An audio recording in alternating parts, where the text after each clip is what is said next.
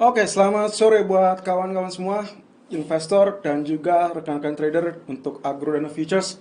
Oke, mohon maaf tadi pagi kami urung tayang untuk grafik pagi hari ataupun bahkan gold outlook kita tidak tayang untuk hari ini ya. Oke, tapi untuk menebus kekurangan tadi, kami mencoba untuk live streaming ekstra, padahal tadinya jadwal kita adalah hari Senin dan hari Jumat ya.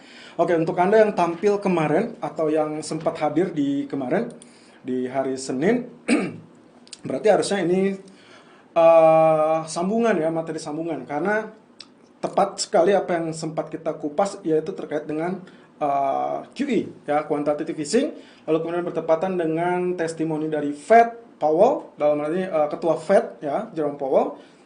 Lalu kemudian juga malam ini adalah hari kedua ya, Jerome Powell akan memberikan statementnya atau pernyataannya atau testimoninya atau kesaksiannya hari kedua. Jadi kita akan lihat apa sih yang akan dilakukan oleh Powell, apa yang akan disampaikan oleh Powell. Lalu kemudian dampaknya apa? Oke, untuk Anda yang sudah hadir, boleh langsung manfaatkan kolom chat, live chat di YouTube Anda. Anda bisa berkomunikasi bersama kami, tandai kehadiran Anda, absensi kehadiran Anda, supaya saya tahu siapa saja yang menonton ya. Dan Anda juga bisa manfaatkan untuk pertanyaannya. Tapi mohon maaf, pertanyaan yang nyambung atau yang lebih kepada materi ya, materi yang akan kita sampaikan ini masih nyambung dengan yang kemarin dan juga apa yang akan terjadi selanjutnya. Saya yakin di antara Anda masih ada yang bertanya-tanya tentang efek selanjutnya ini bagaimana dengan kondisi emas. Ya, apakah emas memang akan nyungsep begitu, lalu kemudian sama sekali tidak menarik, atau mungkin ada sisi lain yang bisa kita kupas lagi gitu ya. Karena berkali-kali kita sudah sempat ingatkan kalau misalkan kita bicara tentang stimulus, kemudian ada di situ stimulus moneter, ada stimulus fiskal, apa sih efeknya gitu. Banyak orang yang mengartikan bahwa ada stimulus berarti emas turun. Ya, padahal tidak seperti itu. Yang namanya stimulus adalah easy money. Easy money itu kalau kita artikan ya uang gratisan, dibagi-bagi begitu saja, otomatis orang akan berpikirnya jauh lebih mudah untuk membelanjakan gitu ya. Dan tujuannya memang untuk spending. Supaya apa? Supaya nanti akan memancing pertumbuhan ekonomi. Kurang lebih seperti itu. Nah, untuk yang namanya stimulus sendiri kan yang menjadi pertanyaan adalah uangnya dari mana? Ya, baik itu pemerintah ngeluarin stimulus fiskal atau mungkin dalam ini bank sentral keluarkan stimulus moneter, itu uangnya dari mana gitu kan pertanyaannya. Apakah utang gitu ya dan lain-lain. Tapi sekarang ini kita tidak bicara tentang utang, kita bicaranya tentang printing money. Printing money ini yang kita kategorikan kemarin quantitative easing, memperbanyak uang yang akhirnya efeknya adalah pelemahan US dollar. Of course, kalau kita bicara tentang gold XAU per USD, itu yang selalu kita transaksikan dan globally trading ya. Jadi kita tradingnya berdasarkan local dan gold yang dipatoknya adalah XAU USD. Artinya, kalau misalkan USD-nya melemah, of course dampak yang seharusnya terjadi adalah penguatan atau kenaikan dari gold. Dan juga jangan lupakan, oke, ini adalah PR yang kemarin saya sempat terlupa ya, agak sedikit blank spot, yaitu tentang Bretton Woods Agreement. Bretton Woods Agreement ini dulunya dipakai untuk cikal bakal penggunaan kolateral. Ya, kolateral ini adalah jaminan yang harus disampaikan atau wajib disertakan saat suatu negara melakukan mencetak uang. Jadi tidak bisa sembarangan cetak uang begitu saja. Karena kenapa? Kalau cetak uang begitu saja dengan semudah itu setiap negara dibebaskan, nantinya munculnya adalah hyperinflation gitu ya. Nah, ini yang atau mungkin bahkan deflasi gitu. Nah, itu yang sangat tidak diinginkan oleh semua negara. Jadi ada aturan, ada pembatasnya, dan itu yang disepakati bersama. Nah, dari Bretton Woods itu sebetulnya basicnya adalah gold. Jadi gold ini dijadikan sebagai kolateral atau penjamin, yang artinya kalau misalkan suatu negara ingin melakukan cetak uang, dia harus menjamin bahwasannya dia akan menyertakan jaminan emas itu ya. Nah, itu sebabnya kenapa emas akhirnya digunakan atau demand-nya naik ya. Saat demand-nya naik, akhirnya itulah yang membuat lonjakan harga emas. Nah, ini yang akan kita lihat sekarang kira-kira posisinya seperti apa. Apalagi tadi malam Ya nanti kita akan lihat lah ya materinya. Tapi intinya kurang lebih Anda bisa melakukan kolom chat, live chat bersama kami, dan kita akan langsung saja ke materi yang sudah saya siapkan kali ini. Ya, mudah-mudahan tidak Anda bisa menggunakan atau manfaatkan dengan sangat baik gitu. Dan saya ingin berinteraksi kalau misalkan memungkinkan, kita akan mencoba untuk mungkin kita live chat ya, live chat ya, live chatting. Walaupun tadi siang saya sudah sempat share ke beberapa orang atau ke semua cabang ya untuk chattingnya. Oke, kita lihat dari grafik yang ada terlebih dahulu. Oke, ini adalah grafik DXY kita. Ingat, kita dalam pola head and shoulder ya. Ini bagian leftnya, kemudian ini bagian head, dan ini adalah bagian right shoulder. Dan kemarin memang sudah terjadi penembusan area neckline. Nah, kemudian kalau Anda bertanya-tanya atau misalkan mendapati, loh kok begitu ada pernyataan dari Powell, kenapa dolarnya malah menguat gitu ya. Sebetulnya Anda tidak melihat secara detail, karena penguatan dolar itu terjadinya setelah ya, jadi pasca Powell memberikan statement, kemudian dia setelah turun dia ada recover atau pullback, yang saya sebutnya pullback ya. Jadi dalam bahasa teknikal selalu setiap penembusan atau breakout dia akan ada pullback ya, dan ini persis yang terjadi. Jadi kalau misalkan kita bicara tentang ini masih turun apa tidak? Ya, kalau saya lihat dari secara teknikal, of course ini masih turun. Ya, jadi targetnya juga kemarin kita sudah kupas ya di hari Senin 22 Februari live streaming, ataupun di video hari Selasa. Di video hari Selasa saya juga sempat kupas juga. Dan ini kita lihat di sini, ini adalah targetnya ya, setinggi bagian head. Ya, jadi kita masih cukup jauh sebetulnya, targetnya 88.70, tapi apapun bisa terjadi, dan di pertengahan bisa saja gunting lipatan atau cut begitu saja, tiba-tiba dia berbalik ya. Semua tergantung dari kondisi fundamental juga. Jadi ada technical versus fundamental, terkadang sejalan, kadang-kadang juga berbeda jalan ya. Tapi yang jelas di sini saya ingin menunjukkan tentang kondisi fundamentalnya terlebih dulu. Kenapa saya lebih berpegangan kepada weak dollar ya. Oke, jadi grafiknya sudah menunjukkan weak dollar, dan ini masih akan berpotensi berlanjut. Bagaimana dengan kondisi outlook dari daily-nya sendiri? Karena kemarin kita juga mendapati pola penurunan ini, pun masih bisa terjadi ya. Kalau saya lihat di sini, daily-nya itu juga sudah confirm karena dia menembus zona neckline ya. Jadi zona neckline sudah tembus, otomatis yang akan kita dapati adalah potensi penurunan lanjutan. Oke, jadi dolar dalam kondisi melemah. Oke, kita lanjutkan lagi. Mohon maaf terpotong tadi karena ada kesalahan teknis ya, koneksi kami agak sedikit bermasalah, terputus. Oke, kita lanjutkan. Jadi seperti tadi yang saya bilang, kalau misalnya kita bicara tentang penurunannya, ini alasannya kenapa dia harusnya masih melemah ya. Teknikalnya memang sudah menunjukkan hal tersebut. Oke, saya coba cek lebih dulu bagian treasury ya, treasury, karena ini yang sampai saat ini mengganggu pergerakan baik itu emas ataupun pergerakan dari indeks saham. Oke, kemarin kita sudah kupas ini bagian daily chartnya. Saya bilang masih ada kemungkinan potensi sampai areal ini 1.43, dan juga bisa saja cuma menutup areal 1.40. Kemarin ternyata dia sempat naik ya, sempat spike itu sampai zona 1.39 ya. Jadi otomatis sudah tercapai sebetulnya, agak relatif dekat gitu ya, walaupun maksimumnya 1.43, tapi it's okay. Candlestick-nya menunjukkan apa? Menunjukkannya lebih kepada hanging man di sini, dan berarti otomatis kalau secara teknikal kita bacanya ini akan terjadi penurunan untuk treasury yield. Ini adalah untuk 10 tahun ya, 10 tahunnya. Bagaimana dengan yang 30 tahun? Oke, kita alihkan lagi treasury. Ini saya langsung saja melihatnya dari posisi daily chart ya. Oke, daily chartnya ternyata di 30 tahun ini masih cukup agak berimbang ya. Lebih kecenderungannya dia agak naik sih sebetulnya. Jadi ini masih memberatkan. Jadi kalau misalkan bertanya-tanya kenapa efek Powell itu malah emasnya turun, bukan emasnya turun gara-gara efek Powell sebetulnya. Karena pernyataan Powell itu justru melemahkan dolar. Nah, yang terjadi emasnya susah untuk mengalami kenaikan karena terganggu sama treasury yield. Itu yang sudah saya jelaskan berkali-kali minggu lalu. Ya, oke. Lalu kemudian sekarang seperti janji saya ingin menjelaskan kepada Anda apa yang sih yang kemarin terjadi dengan Fed gitu ya, dengan Powell dalam hal ini. Oke, ini yang kemarin saya tidak usah jelaskan secara detail ya. Saya tidak akan jelaskan secara detail. Di sini Anda bisa lihat kondisi yang tentang suku bunga ya. Nanti kita kupas. Jadi untuk Anda yang tidak mengikuti dari awal nanti bisa lihat dari rekaman kami. Oke.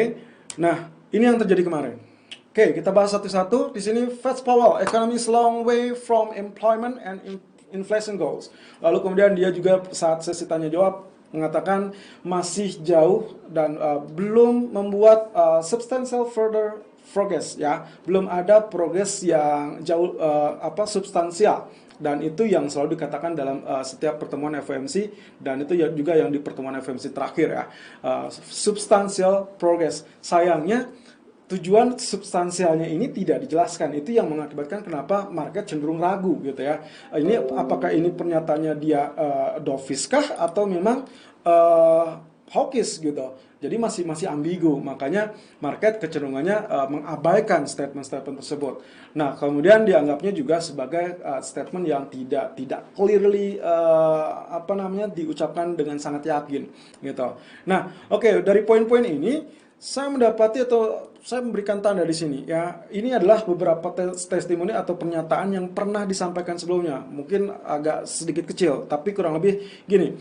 Intinya adalah dia menegaskan kembali bahwasanya kebijakan moneter dari bank sentral dalam hal ini Fed masih belum akan melakukan apa yang disebut dengan tightening atau pengetatan. Kemudian juga target inflasi 2%-nya belum tercapai. Jadi kalaupun misalkan dikhawatirkan ada inflasi, don't worry karena itu masih terkontrol. Kurang lebih seperti itu. Ya, kemudian juga untuk masalah kalau misalkan ternyata ada perubahan terkait dengan paket pembelian obligasi yang kita kenal dengan QE atau quantitative easing, itu Fed bilang kalaupun itu ada, mereka akan memberitahukan langsung secara umum, alias diumumkan terlebih dulu. Jadi dia tidak langsung serta-merta tiba-tiba, ya, tapi dia akan memberikan sinyalmen, entah mungkin di pertemuan sebelumnya, mungkin 1 bulan atau 2 bulan sebelumnya. Dan itu biasanya kalau kita melihat atau melirik dari krisis finansial 2008-2009, itu pernah terjadi kurang lebih di 3 bulan sebelumnya dia umumkan, lalu kemudian di 3 bulan berikutnya pertemuan itu langsung eksekusi terkait dengan taper. Nah, jadi kalau misalkan Anda bertanya-tanya taper apa tidak, ya selama tidak diumumkan ada taper, don't worry. Jadi ada kemungkinan kalaupun dia turunnya ini karena memang efek treasury tadi, yieldnya tadi. Nah, sementara untuk masalah tapernya sudah diyakinkan oleh Powell seperti demikian. Walaupun lagi-lagi ini ada kondisi psikologis market yang mengkhawatirkan kondisi inflasi, walaupun jadinya kita akan melihat posisinya akan berlawanan antara keinginan market atau harapan market atau bahkan kepanikan market dengan kondisi yang dikatakan ataupun yang diucapkan oleh bank sentral, dalam ini ketua Fed ya. Nah, kalau ini terjadi maka otomatis kenapa dia bergerak turun adalah ini tadi, psikologis market yang membelenggu. Ya, mereka melihat kondisi treasury-nya agak mengkhawatirkan karena kondisinya sudah cukup baik gitu ya. Dikhawatirkannya kalau misalnya sudah baik ternyata dihajar lagi sama easy money ya, sama loosening monetary policy, itu nantinya malah jadinya over gitu. Kalau over nantinya malah kepancing inflasi, kurang lebih seperti itu. Nah, di poin kedua, dia juga menyatakan, kalaupun misalkan kita mendapatkan inflasi yang tidak diinginkan, kita masih memiliki senjata untuk mengatasinya. Nah, ini yang selalu berulang kali disampaikan oleh Powell maupun oleh anggota Fed lainnya, dan termasuk juga Menteri Keuangan Janet Yellen, di mana dia adalah mantan dari Ketua Fed periode sebelumnya. Ya, dan di sini kalau misalkan banyak orang yang berpandangan terkait dengan spending yang akan dilakukan oleh pemerintahan Biden. Nah, Powell justru memandangnya ini tidak akan mempengaruhi inflasi karena inflasinya sendiri masih cukup jauh. Jadi dia targetkan 2% dan mungkin agak sedikit ya mungkin bisa dibilang mentolerir kalaupun ada kelebihan dari target tersebut. Ya, jadi kalau misalkan 2%, katakanlah 2,5% atau 3% itu masih dianggapnya masih cukup bisa diatasi lah, kurang lebih seperti itu. Ya, dan ini juga akan mengupdate tentang GDP growth ya. Forecast sebelumnya jadi naik jadi 6% ya. Nah, jadi kesimpulannya dari berita ini atau tadi malam apa sih ya? Oh ya, ini terakhir. No intention of repeating inflation mistake of 1970s. Ada apa di tahun 1970 ya? Kalau Anda cek lagi, kemarin saya sempat memberikan gambaran di situ, ada outlook dari fundamentalnya, yaitu dari salah satu Twitter dari salah satu analis yang menyebutkan tentang kejadian 1970, yaitu terkait dengan market crash. Dan ini juga yang sempat disebut-sebut atau diungkit-ungkit oleh Warren Buffett ya. Warren Buffett sudah menyatakan ini khususnya market crash ini bukan di kondisi yang mana-mana ya, tapi lebih kepada kondisi indeks saham. Seperti kita ketahui dari kemarin, ya ini juga saya ulangi lagi. Setiap Dow Jones tembus 21500, 21600, 21800, blek turun lagi. Ya, itu kejadian juga kemarin. Begitu udah naik, turun lagi. Bahkan tadi pagi pun kita sempat lihat Dow Jones 31300, tapi sudah berhasil terpantau kembali. Tapi area tertingginya itu making new high. Nah, ini yang dikhawatirkan menjadi bubble ataupun market crash nantinya. Kalau itu bubble, nantinya justru pecahnya itu akan sangat tidak tertolerir atau tidak bisa diatasi. Nah, itu yang dikhawatirkan oleh para pelaku pasar itu sebetulnya. Tapi di sini Powell menegaskan tidak ada intensi untuk mengulang kesalahan yang sama di tahun 70 ke tahun 2021 ini. Jadi ya kita tinggal lihat saja apakah ini memang bisa diatasi oleh bank sentral apa tidak. Selama mereka melakukan tugasnya dengan sangat baik, saya rasa ini masih cukup menolong. Oke, kesimpulannya apa? Kesimpulannya ada 3. No taper coming soon. Ya, ini yang jelas-jelas disampaikan oleh Powell. Jadi tidak akan ada taper dalam waktu dekat. Kalaupun ada, nanti akan diumumkan oleh Powell. Kembali lagi, kalau misalkan Anda bertanya, taper itu apa? Taper itu pengurangan. Ya, pengurangan. Pengurangannya selalu secara bertahap, nantinya bertahap sampai akhirnya mungkin sisanya misalkan dari total 1, sekian triliun, nanti ditarik sisa 500 billion misalkan ya. Nah, nantinya 500 billion itu langsung di stop. Nah, saat sudah di stop, nanti langkah selanjutnya adalah operation twist. Nah, ternyata begitu disebutnya no taper coming soon, juga berlaku no operation twist coming soon. Artinya apa? Operation twist ini apa? Operation twist ini switch switch kebijakan.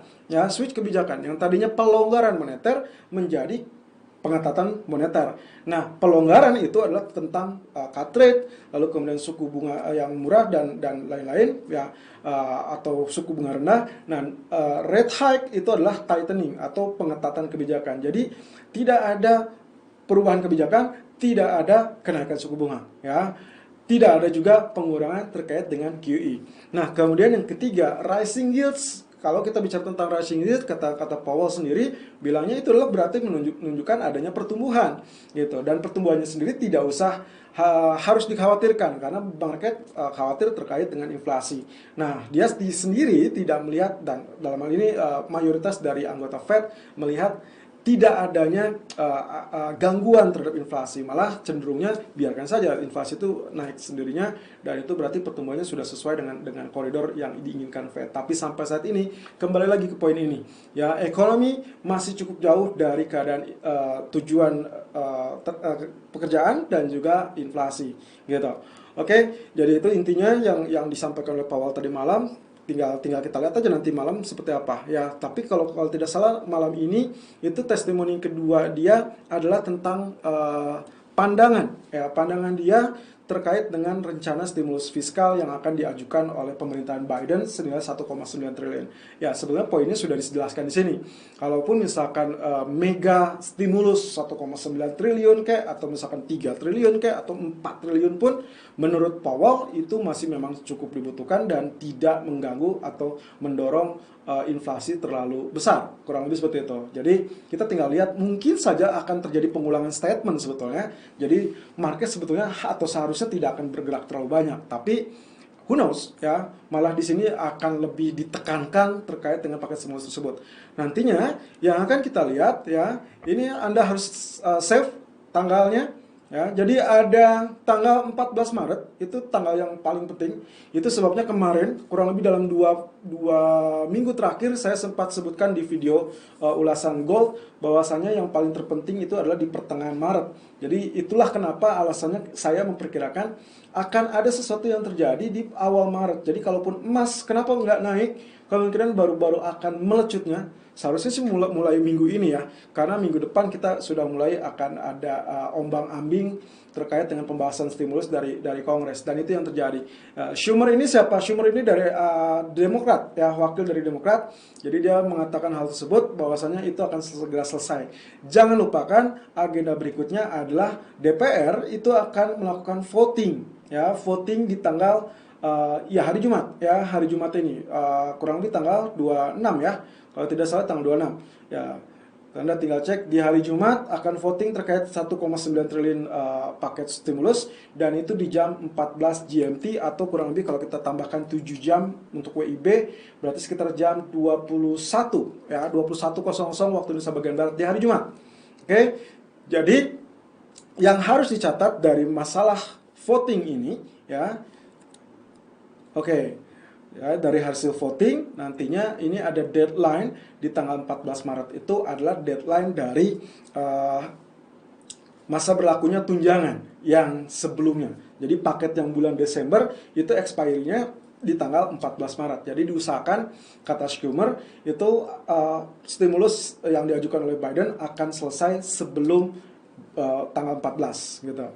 Ya. Nah, yang harus dicatat ya, ingat, kalau lolos di DPR, lanjut ke Senat. Jadi tidak langsung cair saat DPR meloloskan. Tapi kurang lebih ini selangkah lebih dekat ke arah persetujuan. Jadi akan jauh lebih baik kalau memang nantinya lolos di Senat juga. Artinya di Kongres. Kongres itu ada gabungan dari DPR, gabungan DPR dan Senat ya. Di situ ada Partai Republik dan juga Partai Demokrat. Yang harus Anda ingat, kalau menurut saya di DPR nanti hari Jumat udah pasti lolos.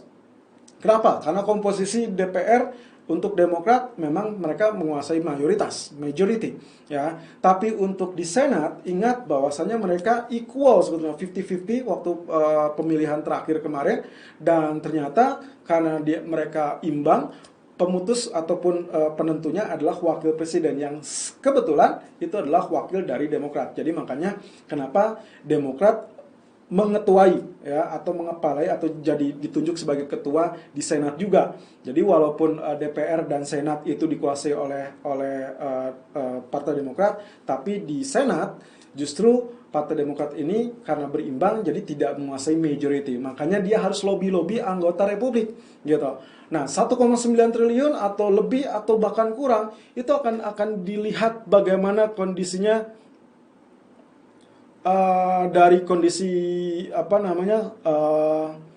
apakah dia akan melihat dari posisinya digolkan lebih tinggi kah atau lebih rendah. Itu semua tergantung dari keadaan yang kita sebut dari persetujuan ya, kesepakatannya. Jadi tergantung lobby politik Demokrat terhadap Republik. Sampai saat ini rumor-rumornya ada kecenderungan yang mungkin malah berkurang, bukan 1,9 tapi 1,4. Apapun itu ya, yang diinginkan Yellen adalah sebetulnya besar. Jauh lebih besar, jauh lebih bagus. Tapi masalahnya kayaknya tidak mungkin. Kenapa? Karena 1,9 saja ini masih ribetnya minta ampun, dan Republik masih bicara tentang spendingnya terlalu besar. Dan itu akan mengakibatkan tingkat utang. Nah, jadi setelah kekhawatiran krisis akibat pandemi ini, nanti kita akan menghadapi potensi krisis juga akibat utang. Nah, itu berarti lebih seru lagi tuh ya, lebih ngejelimet lagi ya. Oke, ada agenda untuk hari ini, itu ada 4 speaker ya dari Fed di jam 15.00 GMT, berarti kurang lebih di jam 22, itu berarti Powell.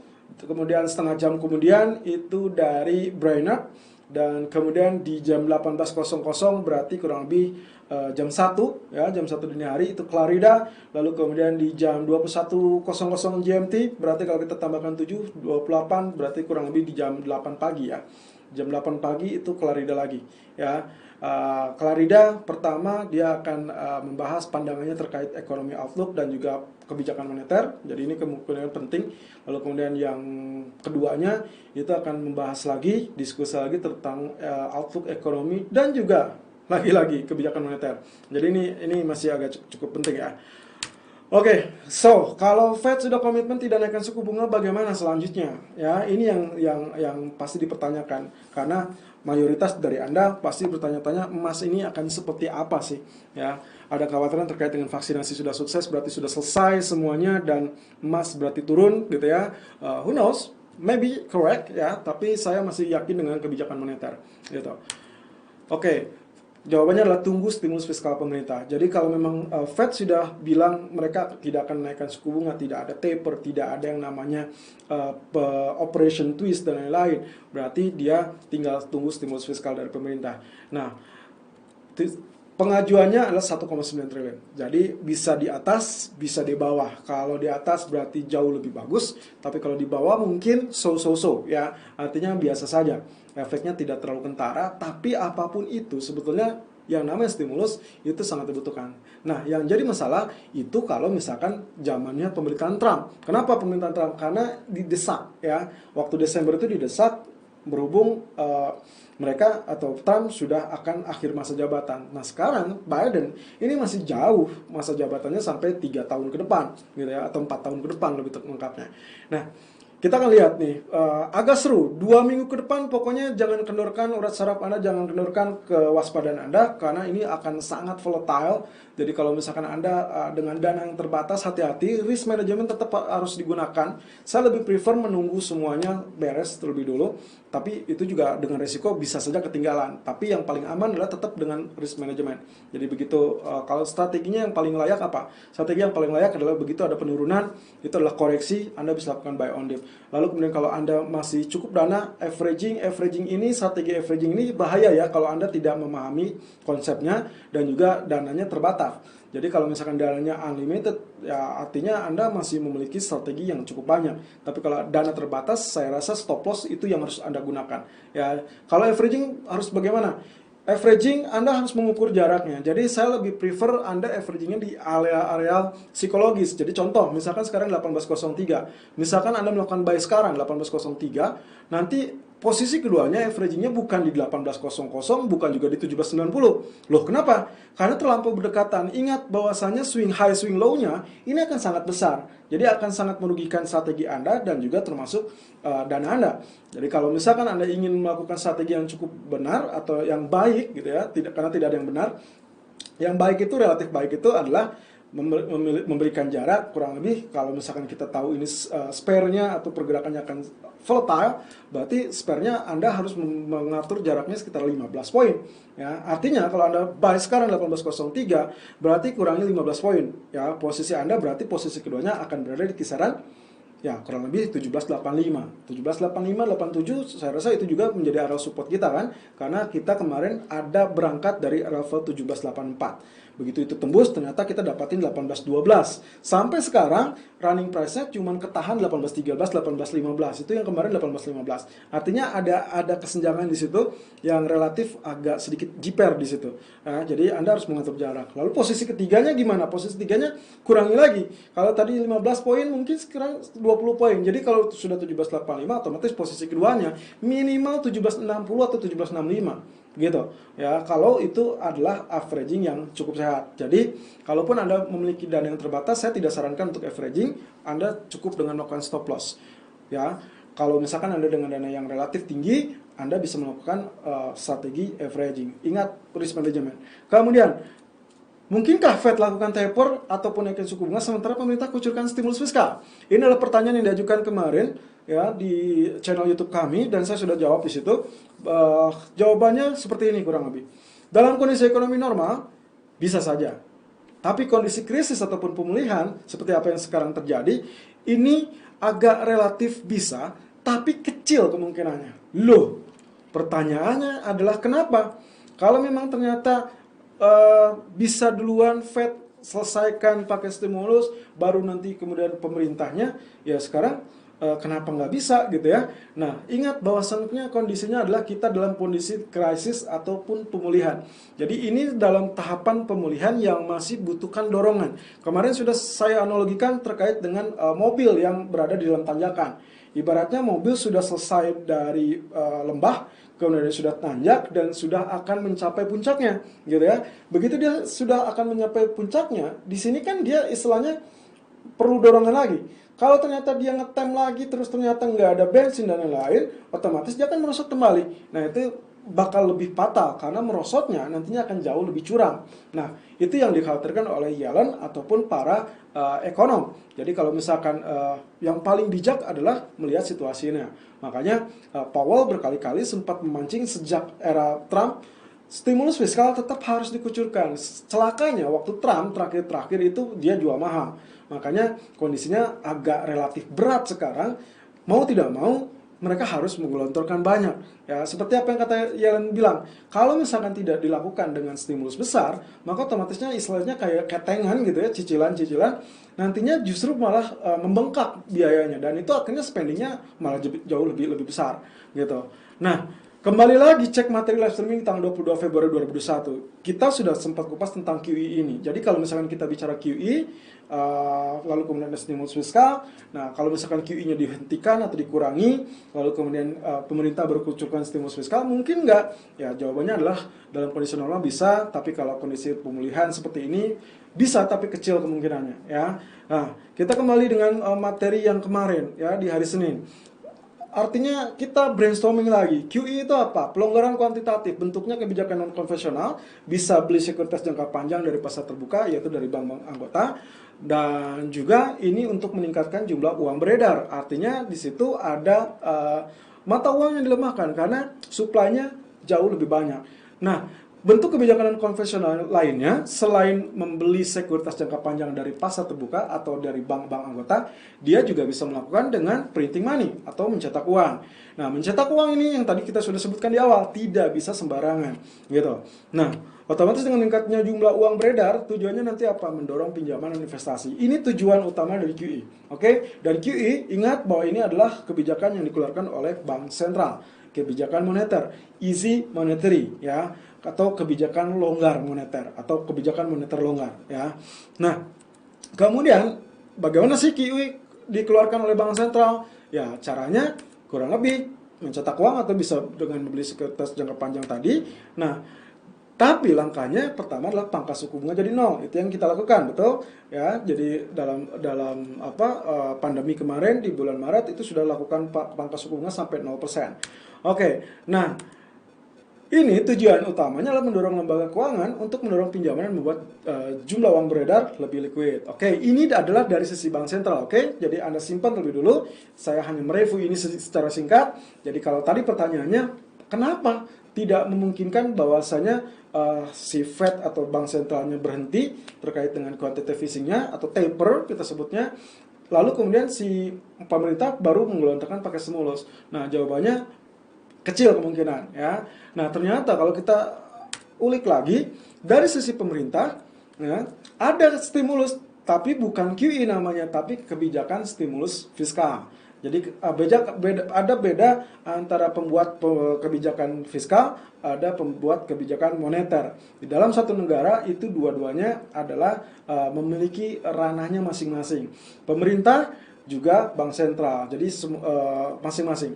Nah, yang jadi pertanyaan, kalau misalkan di sisi pemerintah, uangnya dari mana? Kalau dia keluarkan stimulus fiskal atau easy money dibagikan kepada orang-orang, lalu kemudian memancing spending dan lain-lain, kira-kira mereka keluarnya dari mana? Nah, uangnya itu ada tiga kemungkinan. Pertama, naikkan pajak, oke? Kemudian yang kedua adalah jual obligasi pemerintah, ya. Dan yang ketiga, bisa nggak cetak uang? Nah, ya, jadi ada 3 poin ini. Uangnya bisa didapatkan dari naikkan pajak, bisa jual obligasi pemerintah, bisa juga printing money atau mencetak uang. Mana yang sama? Ya, antara dia obligasi dan printing money ini relatif sama dengan kebijakan bank sentral tadi, ya. Nah, tapi yang jadi soal, kalau kita bicarakan naikkan pajak, agak berat untuk saat ini. Kenapa? Karena semua masih butuh stimulus. Mereka terganggu dengan adanya pandemi. Perusahaan-perusahaan tidak mungkin membayar pajak. Pengusaha-pengusaha tidak mungkin membayar pajak, apalagi kalau pajaknya jauh lebih tinggi. Ya, akhirnya ya ini diabaikan. Tidak mungkin melakukan kenaikan pajak. Nah, akhirnya dipilihnya apa? Jual obligasi pemerintah. Siapa yang beli? Ya, siapa yang beli? Bisa rakyat. Ya, contoh kalau di Indonesia ya, kalau kita bicara tentang Indonesia, kita mengeluarkan ada ORI ya, atau misalkan SUN ya, surat utang negara, dan seterusnya itu sudah dilakukan oleh pemerintah, baik itu jangka pendek per 3 tahun kah, atau per 5 tahun kah, atau per 10 tahun, atau dalam hal ini kalau kita bicara tentang Amerika berarti ada yang per 10 tahun, 30 tahun, dan seterusnya. Jadi ada utang jangka pendek, ada juga utang jangka panjang. Intinya untuk apa? Intinya adalah untuk pembiayaan pemerintah nanti gitu, roda pemerintahan harus berjalan. Nah, jadi kalau misalkan kita bicara pemerintah kucurkan stimulus untuk memberi tunjangan ataupun pelonggaran fiskal, oke saya skip dulu yang ini ya. Yang ini kita kotakin. Nah, penerimaan pajak itu tujuannya adalah kebijakan fiskal yang nantinya untuk penerimaan pendapatan pemerintah dan nantinya juga digunakan untuk spending, biaya operasional pemerintah. Dan itu akan dilakukan setelah semuanya selesai atau pemulihan sudah berjalan lancar. Itu yang sempat dikatakan oleh Janet Yellen kemarin. Jadi mereka bisa menaikkan pajak, dan ini yang sempat dikhawatirkan oleh beberapa pengamat ataupun para pelaku pasar ataupun investor istilahnya. Ditakutkannya adalah begitu Biden menjadi presiden, maka nantinya akan dilakukan kenaikan pajak ya. Jadi mereka sudah ketar-ketir gitu. Nah, ternyata tidak. Mereka tetap dalam ultra loosening monetary ya, mendukung kebijakan yang dilakukan oleh bank sentral dalam ini. Baru nantinya kalau sudah selesai, baru itu bisa dilakukan kenaikan pajak. Itu pun tidak semua, kurang lebih seperti itu. Tapi kita tidak akan bicara tentang itu. Kita masih bicara tentang kebijakan stimulus fiskal ini. Jadi asal muasalnya dari mana? Kalau kita bicara tentang tadi mungkin apa tidak? Nah, jawabannya ini yang kita kotaki.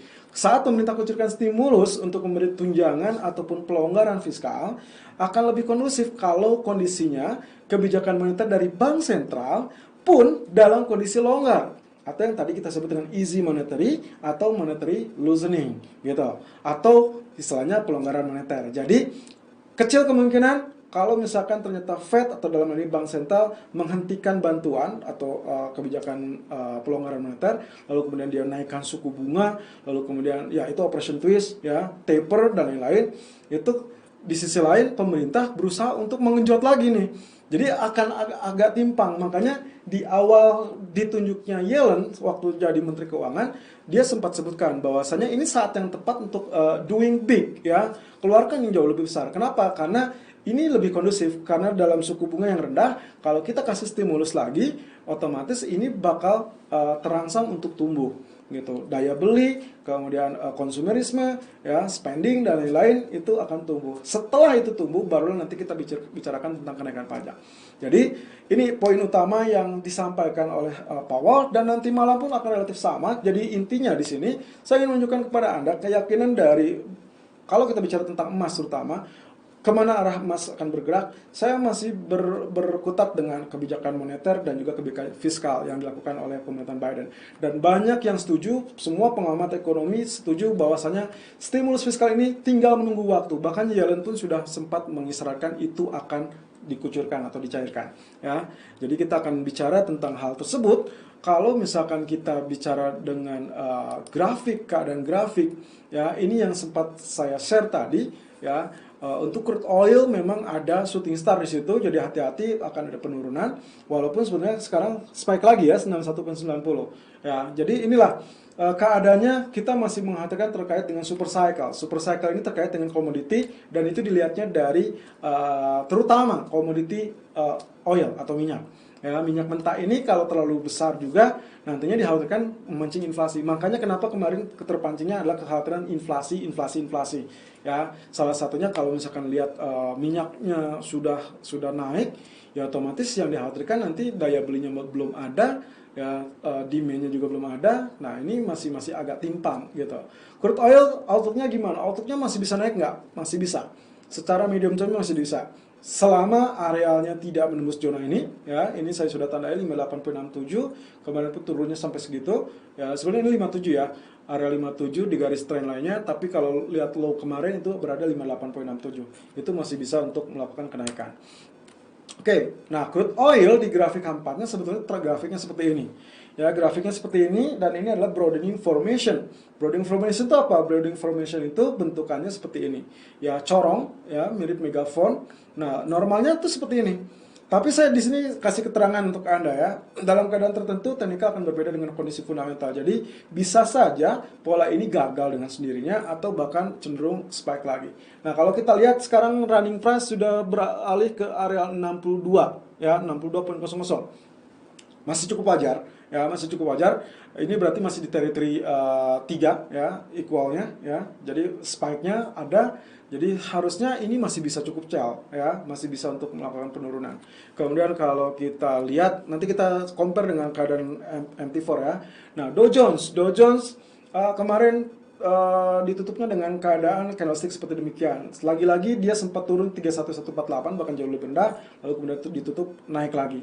Nah, ini yang menandai kenapa kemarin saat Powell memberikan statement, dia sebelumnya dia sempat turun, tapi kemudian saat Powell memberikan statement, dia langsung spike.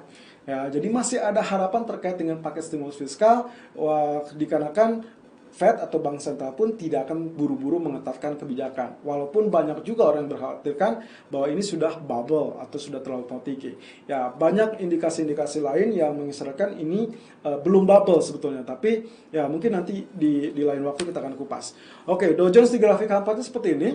Kemarin dia sempat turun sampai 31148 atau lebih ya. Saya tandai bulat di sini.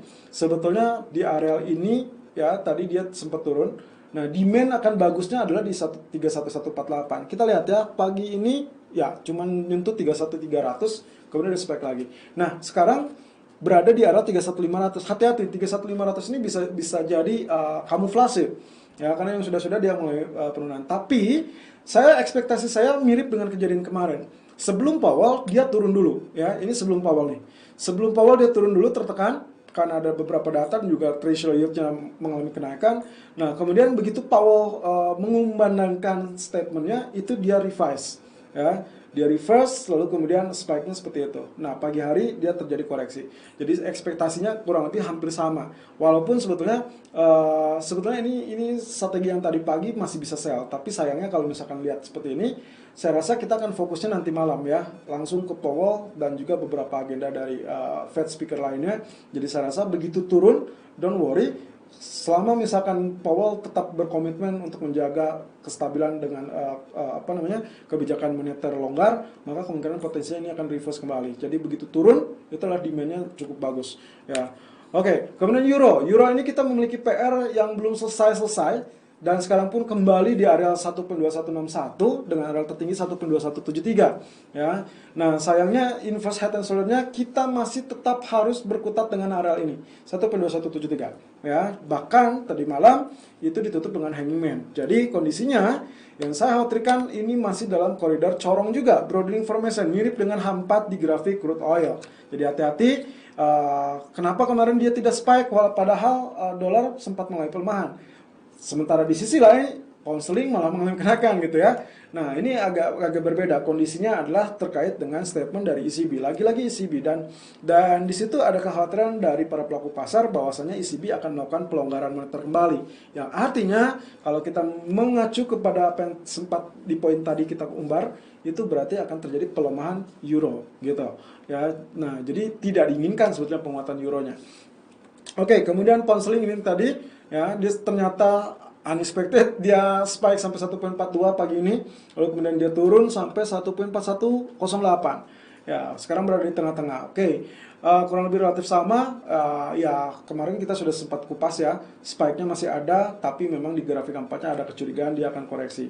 Ekspektasinya sebetulnya ABC wave atau pattern ternyata tidak terjadi, malah dia breakout. Nah, jadi kalau breakout seperti ini gimana? Strateginya yang paling bagus setelah breakout, ya apalagi dia sudah spike tinggi, berarti otomatis cari koreksi. Ya, koreksinya ini saya udah tandai, itu kurang lebih ada di 1.4115 atau 4130. Itu kemungkinan masih akan up lagi. Ya, apalagi hari ini banyak statement juga dari BOE ya, dari petinggi BOE. Jadi hati-hati, pound sterling masih cukup menggembirakan terkait dengan pelonggaran pembatasan ya. Oke, kemudian S&P ya, S&P atau SP 500. Sekarang running price berada di 3883 dengan area terendah 3851. Oke, kalau untuk Anda yang perhatikan kemarin pergerakan sebelum Powell, lagi-lagi sebelum Powell dia sempat merosot ya, sangat dalam, dan saya juga sempat men-share kepada Anda grafik ini mirip ya, ini tidak berubah. menurut saya ini adalah area yang cukup bagus. Makanya kemarin kenapa dia mantul lagi? Karena memang dia tertahan di area yang sangat-sangat bagus. Good demand area. Anda bisa gunakan area 38.2% atau 50%. Ya, 3807 atau 3843. Bahkan kemarin S&P itu sempat turun atau meluncur deras sampai zona 50% ini. Jadi terpantul dan harusnya Anda bisa memanfaatkan itu dengan sangat baik. Apalagi intinya gini, statement Powell, kalau misalkan ternyata dia tetap tidak menaikkan suku bunga, itu berarti bagus dan kondusif untuk indeks saham. Dan alasannya sudah sempat saya sampaikan kemarin. Oke, di grafik keempatnya kita sempat menemukan pola head and shoulder, dan itu ternyata grafik menunjukkan areal target 3823 itu sudah disentuh, bahkan jauh lebih rendah. Tadi di grafik H1-nya, daily-nya itu sudah sempat menyentuh area 50% ya. Jadi strateginya sebetulnya buy on dip saja. Jadi kalau misalkan lihat 3855, sayangnya tadi 3851 ya. Oke, tidak apa-apa. Nanti malam kita akan lihat. 3885 ini masih tetap ada area resisten ya. Jadi saya bisa ekspektasi ini akan turun lagi. Tapi intinya adalah penurunan adalah kesempatan untuk Anda melakukan buy. Saya menggunakan strategi 2. Di sini ada alternatif A atau alternatif B. Ini tergantung dari panah ini ya. Ada A, ada B. Jadi Anda tinggal memanfaatkan situasinya tergantung keadaan. Ya, jadi tergantung kanan. Jangan dua-duanya ya. Kalaupun Anda dua-duanya, ingat kecukupan equity itu yang harus Anda perhatikan dan strateginya harus disesuaikan. Kalau equity-nya terbatas, jangan sampai menggunakan strategi averaging, tapi kalau misalkan equity-nya cukup besar, Anda bisa pilih banyak strategi, tidak hanya averaging ya. Oke. Go, terakhir adalah hanging man ya. Ada hanging man kemarin, ini yang menjadi cikal bakal penghalang pergerakan tukar ini, walaupun Powell memberikan kesempatan ini untuk mengalami kenaikan. Ya, ekspektasi saya sebetulnya penurunan masih relatif sama, tidak jauh dari ini, ya, atau bahkan tidak jauh dari area low kemarin. Kemarin sempat turun dulu 95, kemudian dia reverse sampai 18.13 kalau tidak salah ya. Jadi ini masih skenario yang sama. Nah, kalaupun tidak, ya, katakanlah Powell tidak memberikan statement apapun atau misalkan agak mengulang, ada kemungkinan tendensinya dia turun kembali. Tapi perhatikan zona 1825 untuk malam ini mungkin saja muncul kalau dengan catatan 1813, 1815 berhasil tembus. Sampai 2 malam ini ya, perhatikan apapun yang disampaikan oleh para petinggi ataupun para pembuat kebijakan terutama dari Fed ya. Dari BOE itu mungkin juga akan berdampak, terutama kalau mereka mengasumsikan adanya kebijakan suku bunga negatif ya. Oke, di grafik, sebelum ke H1 saya ke H4 dulu. Nah, di H4 ini saya tandai ya, 4X ya, saya tandai kemarin ini memang tidak ditembus, bahkan dia sempat turun dulu, lalu kemudian spike. Spike-nya sesuai dengan strategi kita ya kemarin ya, sempat menyentuh TP pertama, walaupun TP keduanya tidak ya, karena kita TP keduanya di 18.18. Oke, sekarang kurang lebih saya melihatnya ada 2 hal. Pertama, kalau kita lihat dari penurunan ini ya, landai, lalu kemudian di spike, kemudian reverse, spike lagi, reverse lagi, spike lagi. Nah, saya khawatirnya polanya seperti ini ya, polanya seperti ini, dan dia kalau lihat dari wave kecilnya itu membentuk yang namanya double top. Saya sebutnya small double top karena memang ini kecil banget. Walaupun kecil, kalau kita ukur ternyata lumayan, targetnya sampai 17.8486 ya.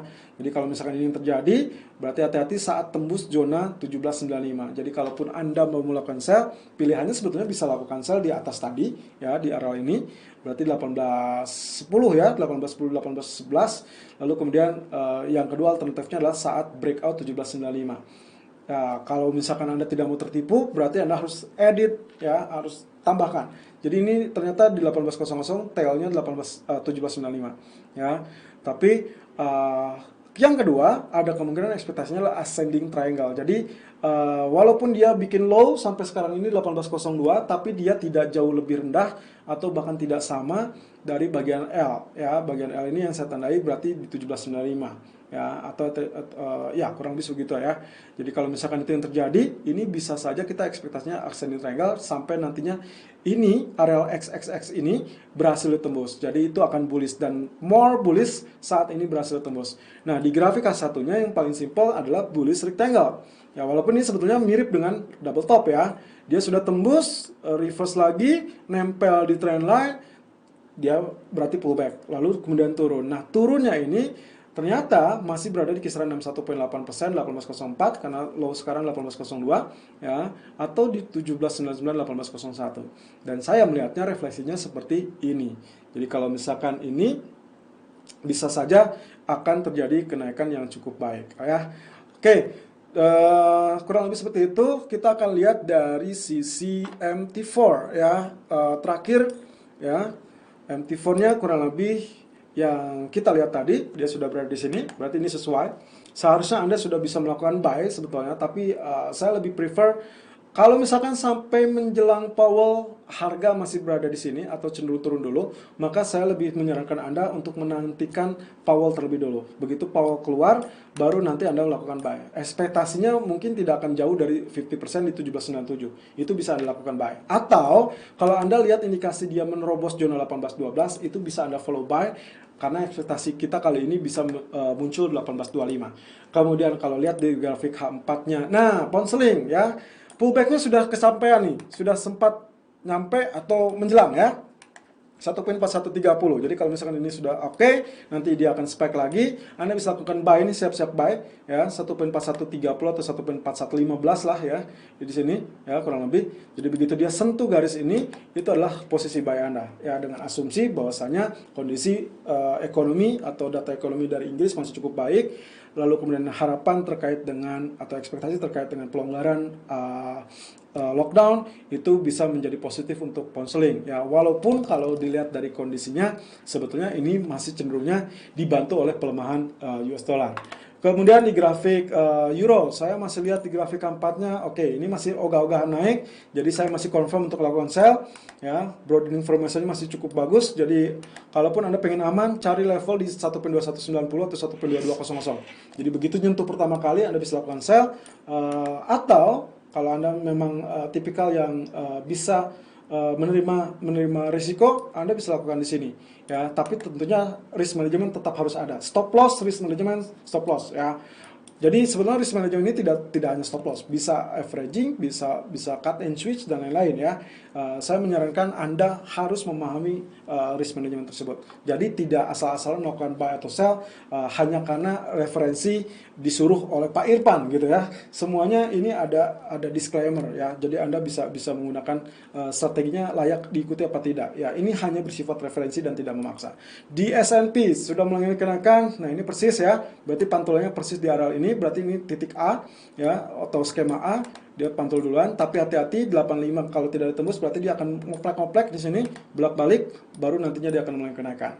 Oke, kemudian Dow Jones sekarang sudah mulai tembus, berarti kita akan lihat potensinya mungkin akan lewati 31600 ya, bahkan mungkin muncul new high ya. Kalau kita ekspektasikan dengan apa yang dilakukan atau disampaikan oleh Powell, berarti otomatis Dow Jones-nya naik, Wall Street-nya naik, berarti emasnya juga naik, dan seterusnya ya. Jadi masih bisa naik. Hati-hati kalau misalkan pun Anda tidak mau follow buy on breakout, Anda bisa menantikan level at least 31275 ya, kalau itu terjadi. Kalau tidak mungkin kisaran 31450 ya. Kurang lebih seperti itu. Tapi ekspektasinya sebetulnya masih mirip dengan kemarin, turun dulu sebelum Powell, baru nanti pas Powell dia akan ngegas lagi, bahkan jauh lebih tinggi.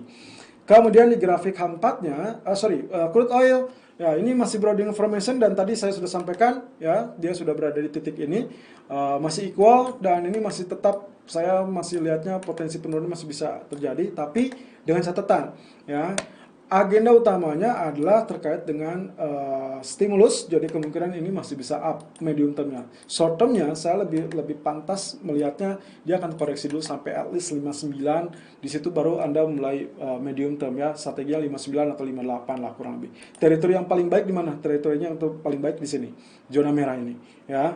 Kemudian kalau kita lihat terakhir adalah Nikkei ya, Nikkei juga sekarang sudah terjadi penurunan. Ingat di 2 hari yang lalu saya sempat katakan paling enak melihat Nikkei turun sampai 29.500-an ya, baru Anda buy. Ternyata terjadi ya. Pagi ini area low-nya adalah 29.600 ya, hampir mendekati. Jadi itu sebetulnya sudah masuk area buy. Kalau lihat dari daily-nya 38.2% ya, sangat layak ya. Apalagi ini dekat dengan area trendline. Oke, demikian ulasan yang bisa saya sampaikan hari ini. Mudah-mudahan berguna untuk Anda. Ya, karena judulnya juga ekstra, kami sampaikan lebih faktual, lebih lengkap lagi, dan memang bukan terkesan menggurui, tapi karena apa yang saya share di sini adalah hal yang memang sangat penting dan kita akan hadapi dalam 2 minggu ke depan, bahkan sampai pertengahan bulan Maret. Jadi gonjang-ganjingnya terkait stimulus itu masih tetap ada. Pokoknya apa yang bikin turun treasury yield, lalu kemudian juga terkait dengan belum munculnya kepastian terkait dengan paket stimulus. Tapi malam ini Powell akan memberikan kesaksian atau testimoni di depan Senat yang kemungkinan salah satu topik utamanya akan dipertanyakan, masih dibutuhkankah stimulus fiskal dan masih dibutuhkankah stimulus fiskal yang cukup besar? Ya, dan itu kalau bisa meyakinkan, maka kemungkinan itu akan menjadi bahan pertimbangan untuk voting-voting selanjutnya di Kongres. Oke, demikian ulasan dari saya, semoga berguna. Selamat malam dan salam cuan. Irfan untuk Agrodana.